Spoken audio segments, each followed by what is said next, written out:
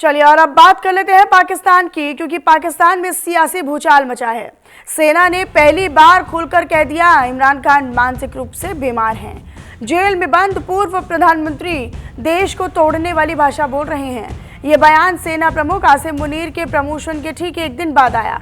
सवाल ये उठ रहे हैं कि क्या ये इमरान खान को हमेशा के लिए राजनीति के बाहर करने की रणनीति या चाल है। इसको लेकर हम करेंगे अपने खास मेहमानों से बात, लेकिन उससे पहले ये रिपोर्ट।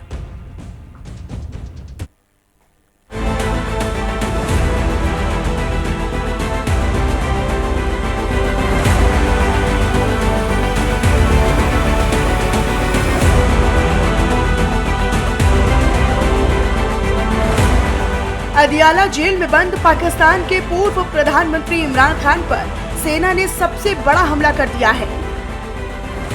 आर्मी के प्रवक्ता लेफ्टिनेंट जनरल अहमद शरीफ चौधरी ने इमरान खान को मानसिक रूप से बीमार बताते हुए कहा कि इमरान गद्दारों की भाषा बोल रहे हैं, दुश्मन के नैरेटिव को मजबूत कर रहे हैं और सेना जनता के बीच दरार डालने की कोशिश कर रहे हैं। यह बयान उस मुलाकात के ठीक 3 दिन बाद आया है जब इमरान खान की बहन उस्मा खान ने जेल जाकर उनसे मुलाकात की थी और ये कहा था कि इमरान बिल्कुल स्वस्थ है, मानसिक और शारीरिक रूप से फिट है। अब सवाल ये उठ रहे हैं कि क्या सिर्फ 3 दिन में इमरान खान अचानक पागल हो गए या फिर ये एक सोची समझी राजनीतिक चाल है। आर्मी प्रवक्ता चौधरी ने साफ कहा कि अनुच्छेद 19 अभिव्यक्ति की आजादी देता है, लेकिन ये लोकतंत्र की परिभाषा केवल विपक्ष को तय करने का अधिकार नहीं देता। उन्होंने आरोप लगाया कि इमरान खान हर मुलाकात में सेना प्रमुख के खिलाफ बातें कर रहे हैं और शेख मुजीब उर रहमान के उदाहरण देकर पाकिस्तान को भड़काने की कोशिश कर रही हैं। सेना के मुताबिक ये सीधी सीधी गद्दारी है। इमरान खान मानसिक रूप से बीमार। इमरान अब मानसिक रोगी हो चुके हैं। इमरान खान अब गद्दारों की भाषा बोल रहे हैं। गद्दारी की भाषा बर्दाश्त नहीं की जाएगी। देश में सेना के खिलाफ माहौल बनाने की कोशिश। सेना को हर मामले में घसीटा जा रहा है। इमरान मुजीब उर रहमान की भाषा बोल रहे हैं। पाक सेना और जनता के बीच दरार पैदा करने की इजाजत नहीं। सेना के खिलाफ भड़काने की इजाजत नहीं देंगे। सेना और जनता के बीच खाई नहीं बनने देंगे। 1971 जैसा नैरेटिव नहीं चलने देंगे। लेकिन असली कहानी बयान के टाइमिंग में छिपी है। 4 दिसंबर को पाकिस्तान सरकार ने सेना प्रमुख आसिम मुनीर को रक्षा प्रमुख का नया और सबसे शक्तिशाली पद दे दिया। एक ऐसा पद जिसे न हटाया जा सकता है, न उसके खिलाफ कोई केस ही चलाया जा सकता। साफ शब्दों में मुनीर अब पाकिस्तान की तीनों सेनाओं के सुप्रीम कमांडर बन चुके हैं। मुनीर को देश का पहला डिफेंस चीफ नियुक्त किया गया। पद को पाकिस्तान में अब सबसे शक्तिशाली माना जा रहा। अब रक्षा प्रमुख के हाथों में तीनों सेनाओं की कमान। मुनीर को इस पद से हटाया नहीं जा सकता। मुनीर पर कोई केस भी दर्ज नहीं हो सकता। मुनीर के प्रमोशन के बाद इमरान पागल घोषित। ब्रिटेन के द गार्जियन ने इस फैसले को पाकिस्तान में आसिम मुनीर को तानाशाह बनाने वाली नियुक्ति बताया। इसका मतलब साफ है कि मुनीर को फुल पावर मिलते ही इमरान खान के खिलाफ सबसे बड़ा हमला हो गया है। पाकिस्तान में अब तक सेना इमरान पर खुलकर बोलने से बचती थी, लेकिन अब खुलकर सामने आ गई है। इमरान खान पहले ही 190 से ज्यादा मामलों में जेल में बंद हैं। जमानत, ट्रायल, राजनीति सब कुछ ठप है और अब सेना का ये बयान इमरान को मानसिक रोगी बताकर उसकी राजनीतिक वैधता को खत्म करने की कोशिश भी माना जा रहा है। विशेषज्ञ यानी एक्सपर्ट कहते हैं कि ये पाकिस्तान में नई पावर स्ट्रक्चर का संकेत है, जहां सेना खुले में इमरान मॉडल को ही खत्म कर रही है। अब सवाल ये है कि क्या इमरान खान को मानसिक रोगी बताना पाकिस्तान की सेना की नई चाल या रणनीति है? क्या ये इमरान खान के भविष्य पर आखिरी वार है और क्या मुनीर की बढ़ती ताकत इमरान खान के लिए राजनीतिक गेम ओवर का ऐलान है? फिलहाल पाकिस्तान में सियासी गलियारों में यही सबसे बड़ा सवाल है। Bureau report, news India. और इस पर हम कर रहे हैं चर्चा। हमारे साथ चर्चा के लिए दो खास मेहमान जुड़ रहे हैं। आप सभी का तारुफ बिना देरी किए उनसे करवा देती हूँ। हमारे साथ lieutenant colonel retired Himanshi Singh defence expert के तौर पर जुड़ चुकी हैं। हिमांशी जी, बहुत स्वागत करती हूँ मैं आपका न्यूज़ इंडिया के इस प्लेटफॉर्म पर। और हुसैन जावेद जी, वरिष्ठ पत्रकार, पाकिस्तान से सीधे हमारे साथ लाइव जुड़ चुके हैं। हुसैन जावेद जी, मैं आपका भी बहुत स्वागत करती हूँ तहे दिल से न्यूज़ इंडिया के इस प्लेटफॉर्म पर। ये पाकिस्तान में क्या हो रहा है? 3 दिन पहले तो क्योंकि हुसैन जी, मैं सबसे पहले आप ही से इसका जवाब ले लेना चाहती हूँ। पाकिस्तान में क्या हो रहा है ये सवाल इसीलिए क्योंकि अब से 3 दिन पहले जो इमरान खान मानसिक और शारीरिक दोनों रूप से फिट थे, वो अचानक से मानसिक रूप से बीमार कैसे हो गए? देखिए, सबसे पहले आपका शुक्रिया कि आपने इनवाइट किया, और जो हमारे पार्टिसिपेंट है उनको भी सलाम। बात ये कि ये जो कुछ हुआ, और आपने कल पूरी प्रेस टॉक सुनी, हमने भी सुनी, जो कुछ आपने अपनी रिपोर्ट में बताया वो वही था जो हमारी उस प्रेस टॉक में भी था। तो इसमें से तो कोई बात है नहीं कि जिसपे आप में और हमें इख्तलाफ हो कि ये लफ्ज इस तरह कहा गया या ये लफ्ज इस तरह से कहा गया। लेकिन इसके पीछे पूरा बैकग्राउंड है, इसके पीछे पूरा एक बैकग्राउंड है कि पीटीआई के कायद इमरान खान जब से जेल के अंदर है, उनको 2 साल होने को आए हैं, वो अडयाला के अंदर है, उसमें कोई शक नहीं है। पीटीआई के पास ऐसे बहुत से मौके आए थे, ऐसे बहुत से चांसेस आए थे जहां उनकी बात बन सकती थी, जहां उनको और उनकी सियासी जमात को दोबारा से मेन स्ट्रीम सियासत के अंदर स्पेस मिल सकती थी। लेकिन प्रॉब्लम कहां आती है? इनका जो सोशल मीडिया सेल है जो बहुत एक्टिव है, उसमें कोई शक नहीं है। पीटीआई हमारे मुल्क के अंदर सोशल मीडिया पे सबसे एक्टिव पार्टी है। इनको अच्छी तरह पता है कौन सा हैशटैग कब इस्तेमाल करना है, कौन से ट्रेंड कहां इस्तेमाल करने हैं। ये इतने बेलगाम हो चुके हैं कि ये अपनी पार्टी की बात भी नहीं सुन रहे थे, और इन्होंने रियासती इदारों को टारगेट करना शुरू कर दिया था। और याद रहे, रियासती इदारे भी कौन से कि जिनकी इमदाद से इनको 2018 में सत्ता में आने का, इक्तदार में आने का मौका मिला। ये एक ओपन फैक्ट है, इसमें कोई, इसको पीटीआई भी झुटला नहीं सकती है। तो वही बात है कि इनके पास बहुत से चांस थे, जान की डील हो सकती थी। लेकिन इससे पहले आप देखें, एक माह से ये बात चल रही थी कि इमरान खान से मीटिंग नहीं हो रही है, ना उनकी फैमिली की, ना उनकी सियासी जमातों की, ये सब चीजें। अब अगर मीटिंग हो गई है, उनकी बहन वहां गई है, 1 घंटा से ज्यादा उनके साथ बैठी है, और उनको पता चल गया कि उनके भाई सेहतियाब है, बिल्कुल ठीक है, उनकी मौत की कोई खबर बिल्कुल सही नहीं है। बाहर आके दोबारा से आप देखें कि उनकी टून जो थी वो किस तरह की थी। दोबारा से उन्होंने फौज के ऊपर जिस तरह तनकीद की है, तो वही बात है कि अगर आपको एक रास्ता मिल रहा है तो फौज बदले में, पाकिस्तान की फौज को अगर चुनौती दी है तो पाकिस्तान की फौज बदले में इमरान खान को पागल घोषित कर देगी क्या? देखिए, मैं वही आपको बता रहा हूं कि सिर्फ ये बात नहीं है कि फौज पर उन्होंने तनकीद की या फौज के सरबराह पे तनकीद की तो इस बेस पे उनको ज़हनी मरीज कहा गया। प्रॉब्लम ये आज भी वहीं फंसे हुए हैं, मतलब जो पीटीआई है, कि अभी भी जो ये टीटीपी वाले ना, इनसे बात हो सकती है, हम इनसे बात इस तरह करनी चाहिए, इनके खिलाफ इतनी ताकत इस्तेमाल नहीं करनी चाहिए। और दूसरी बात, आप रियासती इदारों के खिलाफ इतना बेलगाम प्रोपेगेंडा कर रहे हैं जेल में बैठ के, तो ये आपकी फ्रस्ट्रेशन को दर्शा भी रहा है। हालांकि आपके सामने वो तमाम रास्ते भी खुले रहे जहां से आप दोबारा मेन स्ट्रीम सियासत में आ सकते थे, लेकिन आप उस तरफ जा नहीं रहे। और आखिरी बात देखिए, इमरान खान हमेशा कहते रहे, मैं हुकूमत से बात नहीं करूंगा, मैं पीपल्स पार्टी से बात नहीं करूंगा, मुस्लिम लीग से बात नहीं करूंगा, इनके तो पल्ले कुछ नहीं है, मैं तो आर्मी से बात करूंगा। अब साहब, अगर आप आर्मी से बात करना चाहते हैं और आपने खुद ये बयान कई दफा दिया है, तो क्या बात इस टून में होती है? तो फिर ये चीजें तो उनको बर्दाश्त करना ही पड़ेंगी। हिमांशी जी, ये पाकिस्तान में अब सेना जो है वो इमरान खान को लेकर खुलकर बात कर रही है। अब से पहले दबी आवाज़ में या बचते हुए इमरान खान को लेकर या किसी भी नेता को लेकर हमने देखा कि सेना ज़्यादा कुछ नहीं बोलती थी। लेकिन अब क्योंकि सेना प्रमुख आसिम मुनीर, उनके ऊपर ऐसा पद आ गया है, वो ऐसे पद पर है जहां पर ना उन पर कोई केस, ना कोई अदालती कार्रवाई, ना कोई न्यायपालिका का झंझट, ना कोई तानाशाही या कुछ भी, आप कुछ नहीं उन पर चला सकते हो। वो आजीवन चाहें तो फिर इसी पद पर बने रह सकते हो। उसके बाद सेना भी खुलकर आ गई है। क्या इसकी एक बड़ी वजह आप मानती है?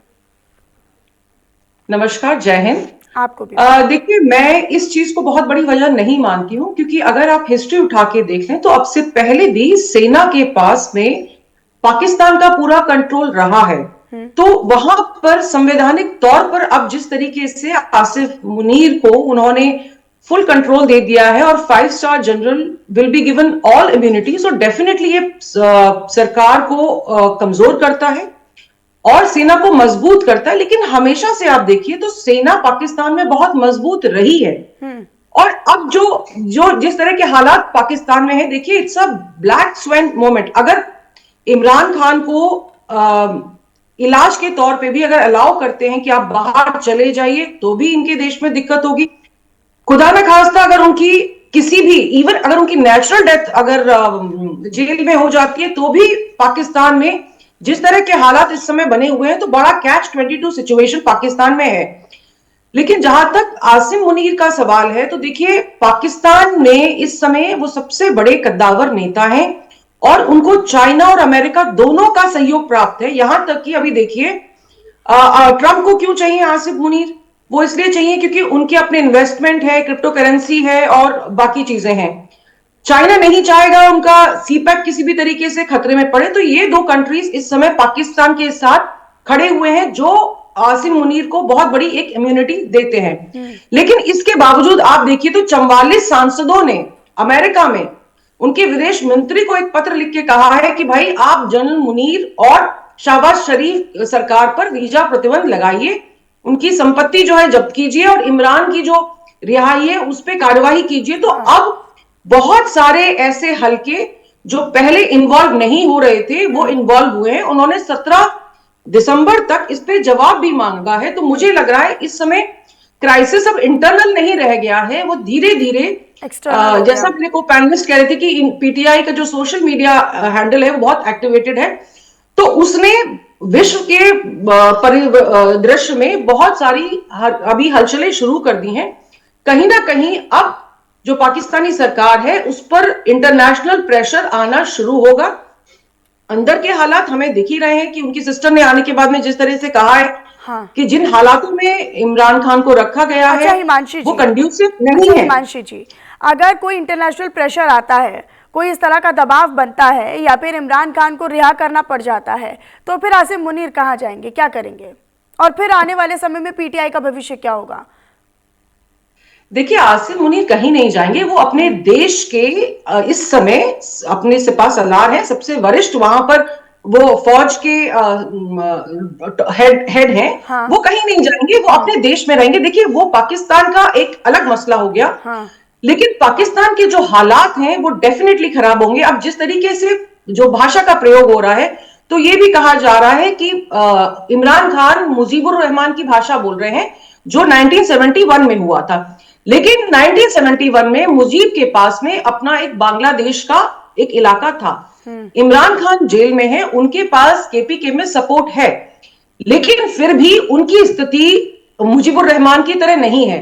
तो कायस बहुत सारे लगाए जा रहे हैं। व्हाट आई सी इज कि इस समय पाकिस्तान में जो इंटरनल फ्रैक्शंस हो रहे हैं, देखिए बलूच में भी काफी सारी प्रॉब्लम्स चल रही हैं, सिंध में भी प्रॉब्लम चल रही हैं, और कहीं ना कहीं इमरान खान ने जो एक बहुत बड़ा जो स्टेप लिया था वो था कि जब सेना के जो कमांडर्स हैं उनके रिहायशी बंगलों पे आम जनता ने जो हमला कर दिया था, वो उन्होंने सीधी टक्कर सेना को दी है, which is totally unacceptable to the Pakistani army, क्योंकि अब इनकी जो रंजिश है वो जाती हो गई है। तो इमरान खान का भविष्य मुझे बहुत ब्राइट नहीं दिख रहा है।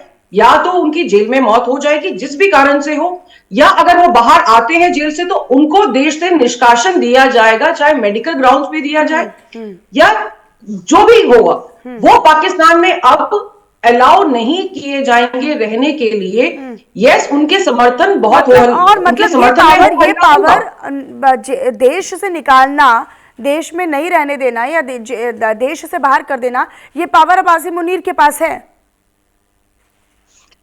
देखिए ये पावर डेफिनेटली उनके पास है, ऐसा नहीं है, क्योंकि देखिए वो जुडिशरी से भी ऊपर है। अब उनको हर तरह की इम्यूनिटीज मिली हुई है, इसमें कोई दो राय नहीं है। और हम सबको पता है, देखिए भले ही पाकिस्तानी मीडिया इस चीज को एक्सेप्ट करे ना करे, हमें पता है कि वो न सिर्फ सेना के प्रमुख हैं बल्कि वो देश के संविधान के भी प्रमुख एक तरीके से बन गए हैं। और इसीलिए 2 सुप्रीम कोर्ट के जो जजेस हैं उन्होंने इस्तीफा भी दिया था, कहते हुए कि अब हमारी जरूरत नहीं है। तो कहीं ना कहीं जो एक निरंकुश तानाशाह के पास जितनी पावर्स होती हैं, हुसैन जावेद जी, सुप्रीम कोर्ट के जज ने इस्तीफा दे दिया, कि भाई अब हमारी क्या ज़रूरत है जब सर्वदाता यही बन गए हैं देश के, ना इनके आगे सरकार है ना इनके आगे सेना है, सेना ही सब कुछ हो गई है, या सेना में भी आसिम मुनीर सब कुछ हो गए हैं। क्या आसिम मुनीर ने जानबूझकर इमरान खान को अभी तक होल्ड पर रखा कि ठीक है अभी तक मिलने नहीं देंगे, क्यों? क्योंकि पहले मेरा ये पद वाला जो पूरा काम है वो निपट जाए, सबसे पहले मेरे को मेरी एक इम्यूनिटी मिल जाए परमानेंट लाइफ टाइम की, उसके बाद जो होगा देखा जाएगा। तो अब तो चाहे कोई बाहर आए जेल से या कोई जेल के अंदर रहे, देश से बाहर निकालना होगा तो फट से निकाल देंगे। अब तो संविधान नहीं बचा पाकिस्तान में। देखें, ये जो आपकी आखिरी लाइन है कि पाकिस्तान में संविधान नहीं बचा, ये तो बिल्कुल ही मैं इससे इख्तलाफ करता हूँ। आपको क्या लगता है जो पाकिस्तान में संविधान से ऊपर तो पद बना दिया गया सर। बात तो सुन लेना, वो आपका अपना नुक्ता नजर हो सकता है, हमारा ऐसा नहीं है। मैं इसमें यही कहूंगा जो कुछ हुआ है उसको कॉन्स्टिट्यूशनल कवर दिया गया है। अल्टर कॉन्स्टिट्यूशन तो कुछ भी नहीं किया गया। जो आइन में अमेंडमेंट का तरीका होता है उसके हिसाब से तमाम चीजें हुई है। अमेंडमेंट किसने की है? हमारे लॉ मेकर्स ने की है, जिनको लोगों ने इलेक्ट किया है। तो ये चीज सबके सामने कोई मार्शल लॉ नहीं है। ये आप तो ऐसे कर रहे हैं सर जैसे कि हम ही पता नहीं कौन सा नैरेटिव यहाँ पर सेट कर रहे हैं। आपके तो सुप्रीम कोर्ट के जज ने बोल दिया ना कि भाई साहब हमारी क्या जरूरत है, तो ये तो आप ही के ना, कौन सा हमारे यहाँ के सुप्रीम कोर्ट ने इस्तीफा दे दिया सर। मनीषा जी, मुझे अगर आप थोड़ा सा टाइम दे दें, मैं सिर्फ ये कह रहा हूँ कि अगर कोई जज अपनी मर्जी से इख्तलाफ करते हुए इस्तीफा इस तरह देना चाहते हैं तो ये उसका हक है। 1 से 2 जजेस ने इस्तीफा दे दिया। बाकी आप देखें, याद रखने की बात क्या है, मुकम्मल तौर पे जो सारी सुप्रीम कोर्ट है और उनके चीफ जस्टिस जो है और एक नई कॉन्स्टिट्यूशनल कोर्ट बनी है और जो बार बेंच है वो तो सब कोर्ट के साथ खड़े हैं। ये देखे ना, इस्तीफा जो है वो 1-2 इस्तीफों से तो कोई इस तरह फर्क नहीं पड़ता और सिस्टम जो है उस तरह चल रहा है। अब आखिरी फर्क बात भी नहीं पड़ेगा ना सर। अब तो पाकिस्तान में कोई भी इस्तीफा दे, कोई भी आए, कुछ भी करे, अब तो फर्क ही नहीं पड़ेगा। अब तो जिसको चलानी है वो तो चलेगा ही। देखिए, हुकूमत और फौज मिलकर सिस्टम को चला रहे हैं, उनमें तालमेल बहुत अच्छा है। और अब एक और बात जो सबसे इंपॉर्टेंट बात है कि डैमेज कंट्रोल पीटीआई क्या कर सकती है या वो एक बंद गली में जा चुके, सवाल ये असल में। तो मैं उसको ये जवाब दूंगा, मुझे नहीं लगता कि अभी पीटीआई के पास कोई ऐसी शख्सियत है जो इस सिचुएशन से पीटीआई को फिजल आउट इस तरह कर तो सके। पीटीआई को खत्म करना यही तो मकसद था आसिम मुनीर और शहबाज शरीफ का। पीटीआई को खत्म कर देना, पीटीआई को राजनीति से बाहर कर देना, यही तो चाल थी ना। देखिए, आप इस बात को समझे, मैंने शुरू में आपको कहा कि जब सब कुछ पीटीआई के हाथ में था, आपने सिर्फ पीटीआई ने क्या करना था कि अपने ट्रोल्स को कंट्रोल करना था और जो उनकी टूल है, जो पार्टी की टूल है, जो इमरान खान की टूल है, वो रखनी ये चाहिए थी। भाई आप सियासी जुमातों पे तनकीद करें, हुकूमत के ऊपर करें, वो आपका हक है, ठीक है। आज भी मैं कहता हूं पीटीआई इस मुल्क की सबसे पॉपुलर पार्टी है, इसमें कोई शक नहीं है। लेकिन अगर आप रियासती इदारों के खिलाफ जाएंगे तो मैं आपको पाकिस्तान की साइकी बता रहा हूं, बीइंग पाकिस्तानी बता रहा हूं, पाकिस्तानी अवाम ऐसी किसी सियासी जुमात के साथ खड़े नहीं होते जो उनको फौज के खिलाफ बात करें। आप देख लें कल की प्रेस टॉक हुई, क्या अवाम में आपने हमारे पूरे मुल्क में कोई इसके खिलाफ कोई एहतजाज देखा है? और अब देखेंगे भी नहीं, क्योंकि हम ऐसी पार्टी को बिल्कुल पसंद नहीं करते जो हमारे स्टेट के इंटरेस्ट के खिलाफ जाए। तो ये पीटीआई को अपने गिरबान में झांकने की जरूरत भी है और मैं उम्मीद ही कर सकता हूं। देखें, इमरान खान की जान को खतरा नहीं है, लेकिन एक बात है कि वो कैद में रहेंगे, उनकी कैद इस तरह चल रही है। अब रास्ता कैसे निकालना है, जितना पीटीआई खामोश रहेगी उतना उनके लिए बेहतर होगा। लेकिन अब ये एक बहुत सब्र वाली बात है। हिमांशी जी, ये जो पाकिस्तान में फिलहाल जो चल रहा है, हालांकि हुसैन जावेद जी जो है वो पूरा बहुत बेहतर तरीके से इसको कवर अप करने की कोशिश में है, लेकिन हम सब ये जानते हैं कि आसिम मुनीर जो हैं वो तानाशाही चला रहे हैं।